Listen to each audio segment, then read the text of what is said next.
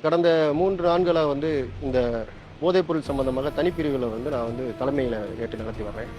இது 2022 இருந்து பார்த்தீங்கன்னா தமிழ்நாடு அரசால் இது போதையில்லா தமிழ்நாடை உருவாக்கணும் அப்படின்ற அடிப்படையில் ஒரு ஒவ்வொரு மாவட்டத்துக்கும் தனித்தனி ஒரு டீம் கிரியேட் பண்ணி அவங்களுக்கு எல்லா விதமான வசதிகளையும் கொடுத்து கஞ்சா அப்படின்னு எடுத்துக்கிட்டோம்னா அது எப்படியெல்லாம் உருவாகி வருது, அதை எந்த மாதிரிலாம் டிரான்ஸ்போர்ட் பண்ணுறாங்க, அதை முற்றிலும் ஒழிக்கிறதுக்கான என்னென்ன நடவடிக்கை எடுக்கலாம், அவங்களை டெட் எண்டு வரைக்கும் எப்படி அவங்கள தண்டனை வாங்கி கொடுக்கணும், அதுக்கு புலன் விசாரணை எப்படி திடமாக்கணும் அப்படின்ற வரைக்கும் இது அரசு பக்காவாக நடத்திக்கிட்டு இருக்காங்க.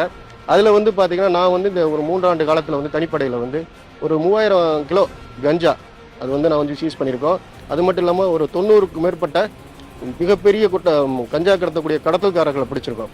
ஒரு கஞ்சா கடத்தல் குற்றவாளி இருக்காருன்னா அவருக்கு பின்னாடி இருக்கக்கூடிய பொருளாதார புலன் விசாரணை அப்படின்ற ஒரு புதுவிதமான விசாரணையை மேற்கொண்டு அவர் மட்டும் இல்லாமல் மூவபிள் ப்ராப்பர்ட்டி இம்மூவபிள் ப்ராப்பர்ட்டி இருக்கக்கூடிய 2 விதமான சொத்துக்களை முடக்கிறோம். அதுக்கடுத்து 3வது பார்த்தீங்கன்னாக்கா இப்போ கஞ்சா உருவாகக்கூடிய இடம் அங்கேருந்து கடத்தக்கூடிய நபர், இப்போ ஒருத்தர் பிடிச்ச மட்டும் இல்லாமல் பிடிச்ச நபர்லேருந்து கொடுத்த நபர் வரைக்கும் இங்கே ஆரம்பிச்சு தமிழ்நாட்டில் ஆரம்பித்து ஒரிசா வரைக்கும் போய் ஒரிசா ஆந்திரா இங்கே இருக்கக்கூடிய கஞ்சா கடத்தல் மற்றும் சப்ளையர்ஸ் வரைக்கும் நாங்கள் அரெஸ்ட் பண்ணிட்டு வந்திருக்கோம். நம்ம தைரியமாக அவங்கள போய் அரெஸ்ட் பண்ணுறோம், கடைசி வரைக்கும் அவங்கள ஃபாலோ பண்ணுறோம், தண்டனை வாங்கி கொடுக்குறோம். இப்போ இந்த வருடம் 2025ஆம் ஆண்டு பார்த்தீங்கன்னா முதல்வர் போதைக்கு எதிரான நடவடிக்கை எடுத்ததுக்காக முதல்வர் பதக்கத்துக்கு நான் தேர்ந்தெடுக்கப்பட்டிருக்கேன்.